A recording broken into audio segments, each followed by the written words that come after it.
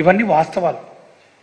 ఊరికే వాళ్ళలాగా గ్రాఫిక్స్ చేసి చూపించి ఇవి నిర్మాణం జరుగుతుంది అని చెప్పి అది నిజంగా అయిపోయిందేమో, అవన్నీ ఇప్పుడు లేవు, కనపట్టలేదు, అవన్నీ వైఎస్ఆర్సీపీ ప్రభుత్వం 5 సంవత్సరాల కాలంలో అన్ని కూల్చేసిందా, లేకపోతే ఏమైపోయినాయి, అదేదో ఐకానిక్ బ్రిడ్జ్ చెప్తా ఉండే.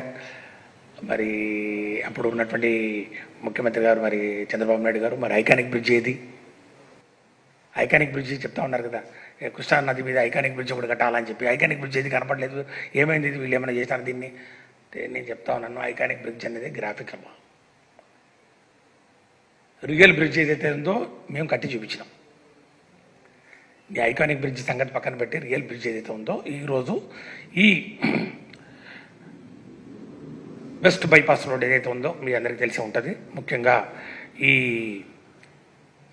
కృష్ణా రివర్ మీద జాతీయ రహదారులు వాళ్ళ విస్తరణలో భాగంగా ఈ వెస్ట్ బైపాస్ రోడ్ అది అమరావతి మీద పోతా ఉంది. It's a beautiful connection to Vizag, it is beautiful connection to Vijayawada, it's beautiful connection to Chennai. So హైదరాబాద్కి, వైజాగ్కి, చెన్నైకి కనెక్టివిటీ ఉన్న ఈ యొక్క వెస్ట్ బైపాస్ రోడ్డు ఉంటే ఆ బైపాస్ రోడ్డును డెవలప్ చేయడానికి వాళ్ళకి ఇష్టం లేదు. గవర్నమెంట్ ఆఫ్ ఇండియా అలైన్మెంట్ కోసం సమకూర్చుకున్నటువంటి భూములు ఏవైతే ఉన్నాయో ఆ భూముల్ని రిటర్నబుల్ ప్లాట్లుగా కేటాయించి ఆ బ్రిడ్జిని రానియకుండా, బైపాస్ రోడ్డును రానియకుండా తెలుగుదేశం పార్టీ ప్రభుత్వం అప్పటినటువంటి ముఖ్యమంత్రి గారు అడ్డుకున్నారా లేదా అనే విషయం మీద ఖచ్చితంగా శ్వేతపత్రంలో చెప్పింటే బాగుండేది. ఇది వాస్తవం కాదని అడుగుతాం.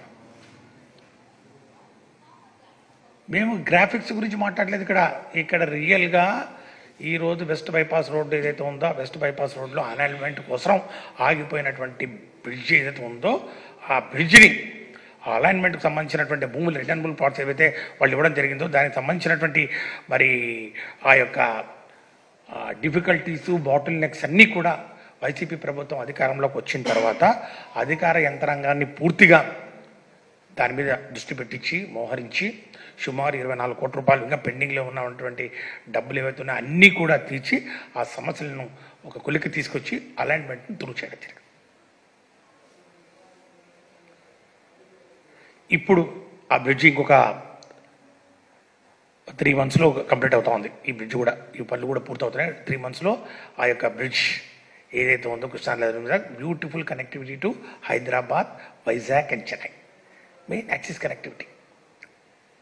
ఈ సమస్యలన్నీ తీర్చేసి మరి ఈ యొక్క అమరావతి ప్రాంతాన్ని బయటి ప్రపంచంతో అనుసంధానం చేసే హైవేని తీసుకురావడం జరిగింది. అది కూడా పూర్తవుతా ఉంది. మరి ఇది వైసీపీ ప్రభుత్వం చేసింది కాదా? దీన్ని డిస్ట్రక్షన్ అంటారా? దీన్ని విధ్వంసం అంటారా?